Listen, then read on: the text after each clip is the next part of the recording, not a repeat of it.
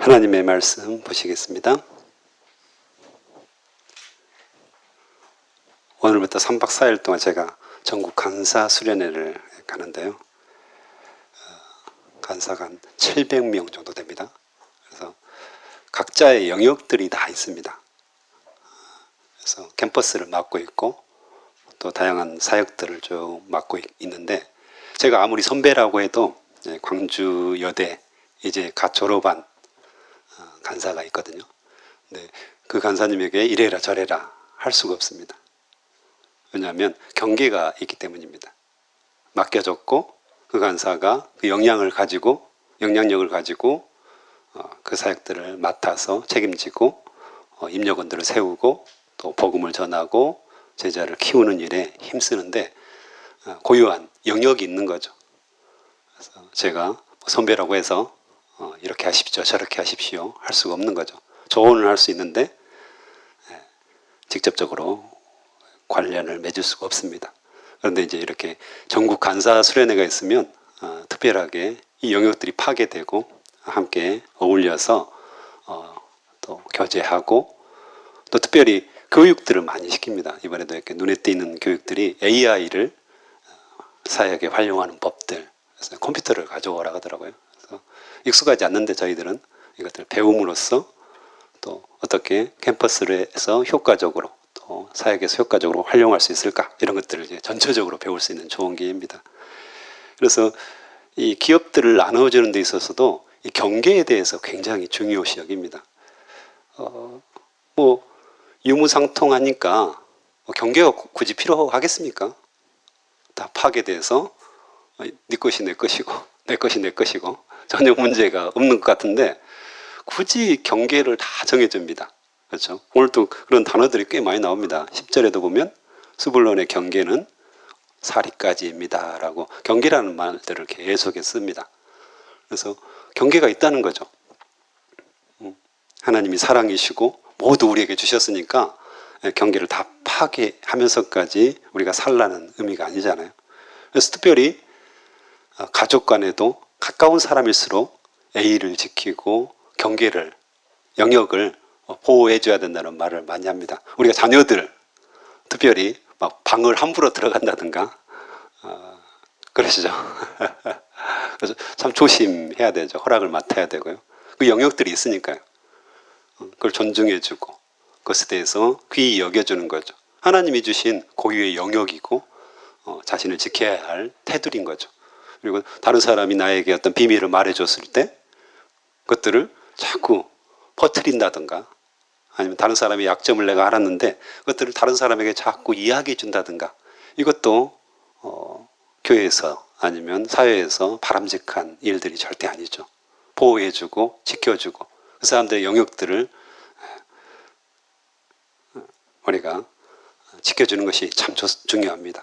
그래서 중보기도 한다는 어떤 명목으로 자꾸 이렇게 말을 많이 하면 안 되죠. 실제로 그분이 그것에 대해서 허락을 했을 때 우리가 다른 사람에게 중보기도를 요청하기도 하고 하는데, 나에게 특별히 중보기도를 요청했는데 막 다른 사람에게 말을 한다든가, 이것은 경계를 허물어뜨리는 그분의 어떤 귀한 영역들을 우리가 파괴할 수 있는 위험한 행동이죠.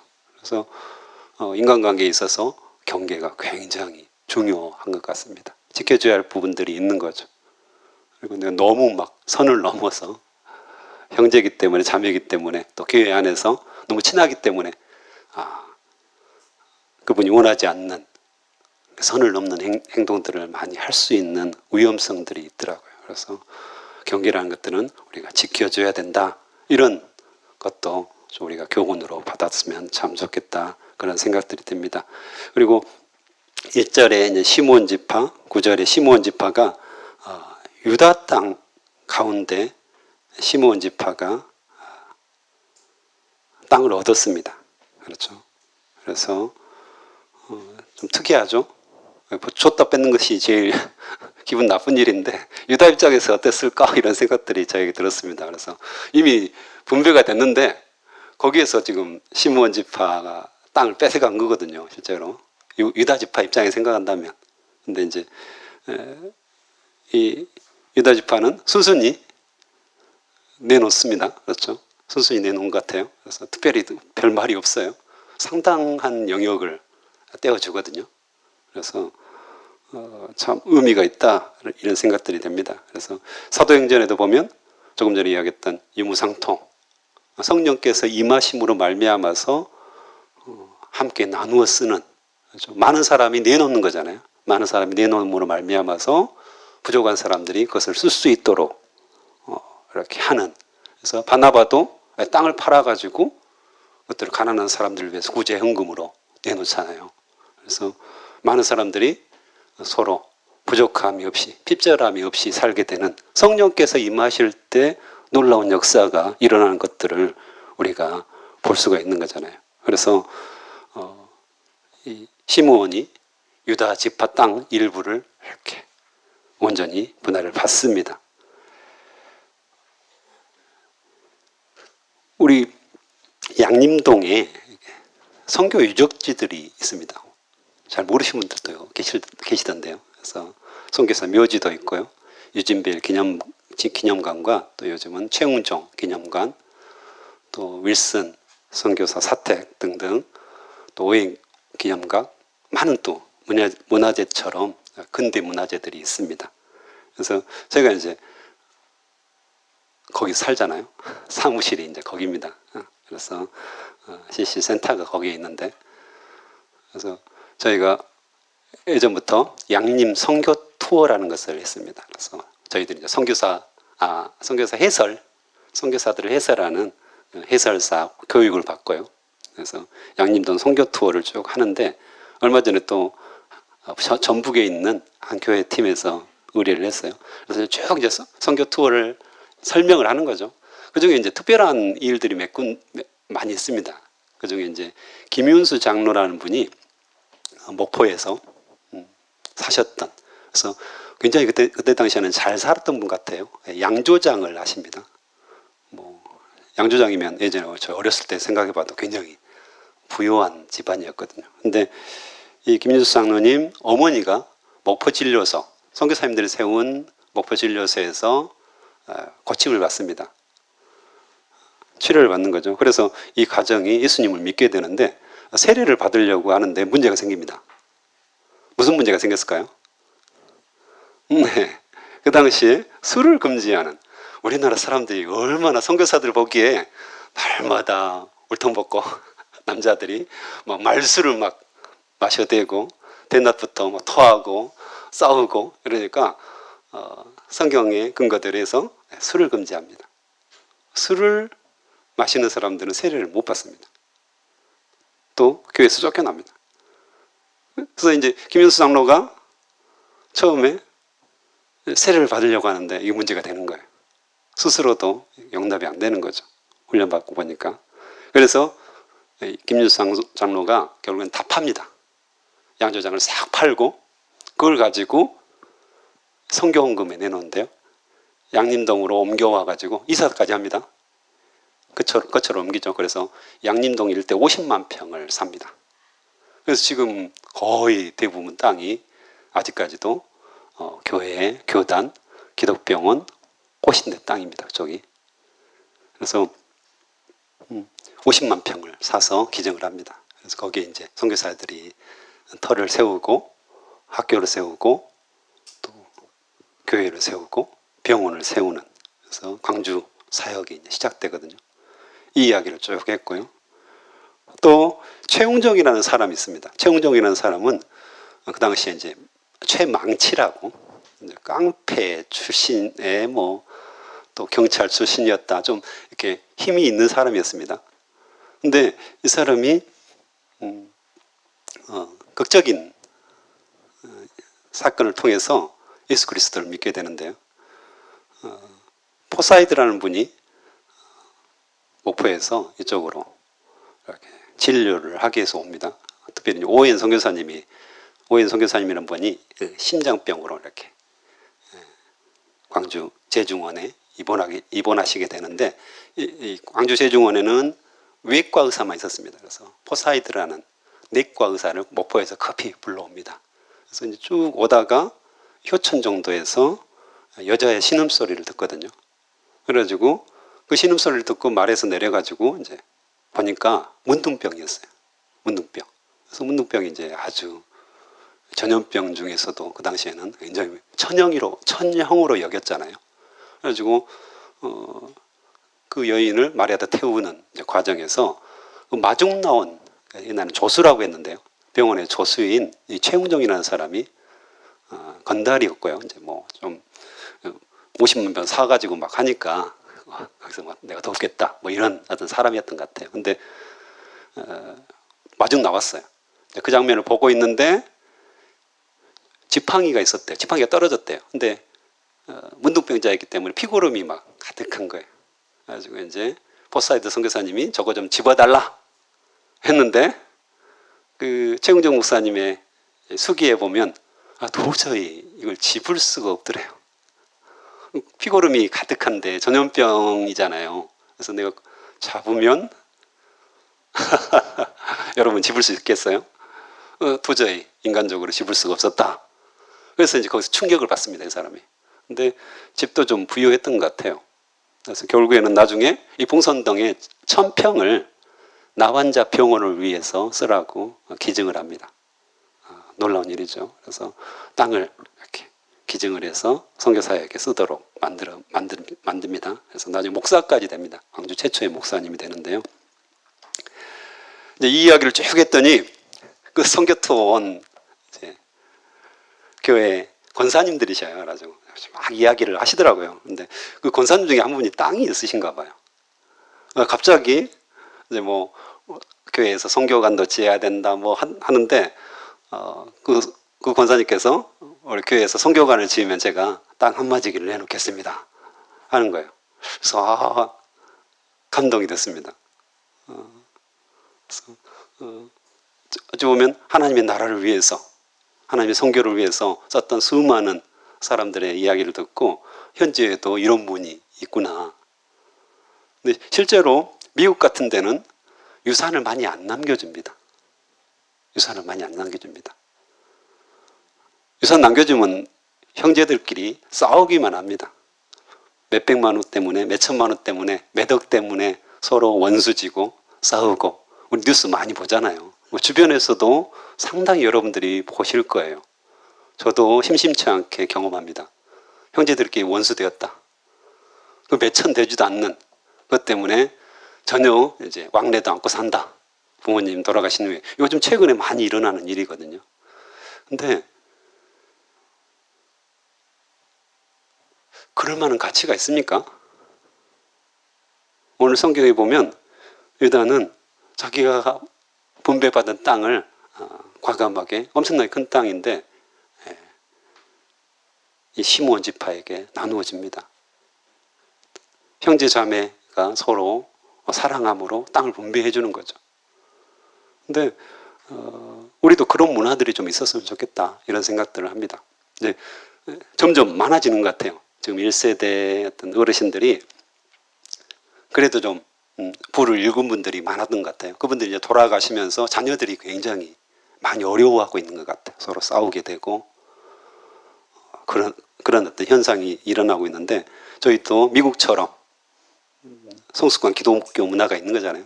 그렇죠? 선교지에 이렇게 헌금하고, 또 록펠러 재단 같은 데 어떻습니까? 유산을 자녀들에게 남겨주지 않아요. 충분히 키웠다는 거죠. 자기들이 먹고 살 만큼 키웠다는 거죠. 그래서 재단을 만들어서 봉사하는데, 사회에 기여하는데 사용하고, 또 선교를 위해서, 교회를 위해서, 또 사회복지재단을 위해서 계속해서 또 기증하고 유산을 남겨주고 가는 거예요. 얼마나 귀한 일입니까? 근데 우리는 어떻습니까? 불안하죠. 불안하잖아요. 자녀들이 잘 살 수 있을까? 그래서 좀 더 남겨줘야 된다고 생각하고 좀 더 줘야 된다고 생각하는데, 그래 봤자 형제들끼리 싸우고요. 그래 봤자 엄청나게 큰 재산을 남겨주면요, 자립을 못합니다. 우리가 많이 보는 겁니다. 그래서 우리가 그런 문화, 그런 운동, 그런 것들이 우리 교회에도, 우리 한국 교회에도 일어났으면 좋겠습니다. 그래서 어쨌든 시므온 지파는 유다로부터 땅을 받습니다. 그래서 하나님의 은혜죠. 하나님의 은혜죠. 그래서 특별히 2절에 보면 브엘세바라는 지역을 봤는데 이 이스라엘을 통칭할 때 이스라엘 전체를 말 때 단에서 브엘세바까지라고 합니다. 그래서 브엘세바는 남쪽 끝이고요. 원래 단지파가 땅을 분배받은 것은 중앙 지역입니다. 베냐민 옆에 에브라임 밑에 유다 바로 위에. 근데 이 단이 그쪽을 점령하지 못합니다. 너무 좁기도 했고요. 그래서 나중에 보면 사사기에 보면 단이 위쪽으로 갑니다. 그래서 제일 끝에 아예 이제 분배받지 않는 곳을 개척합니다. 그래서 단이 이스라엘 제일 끝에 자기들의 지파 땅을 개척해서 나아가는 것들을 볼 수가 있습니다. 그래서 단에서 브엘세바까지 이렇게 이스라엘이 형성이 됩니다. 또한 17절에 보면 이사갈은 18절에 보면 이스라엘이라는 땅을 받습니다. 이사갈 같은 경우는. 그래서 이제 창세기 49장 14절 15절에 보면 야곱의 이제 축복에서 이사갈을 축복할 때 앞제 아래서 섬기리라 이렇게 말합니다. 근데 이 말이 참 특이합니다. 왜냐하면 이스라엘은 굉장히 대평원입니다. 요단강 상류고요. 그 다음에 갈릴리 호수 바로 옆이고, 그래서 이 강도 있고 샘도 상당히 있는 곳에 있기 때문에 아주 풍요로운 땅이고요. 비옥하고 물이 풍부했다고.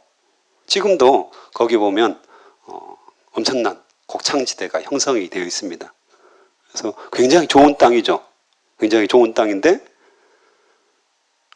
이 땅이 전쟁이 그치질 않습니다. 실제로 역사적으로 보면 이 이스라엘 대평원에서 엄청난 전쟁들이 일어납니다. 그래서 이 제국주의 나라들이 생기잖아요.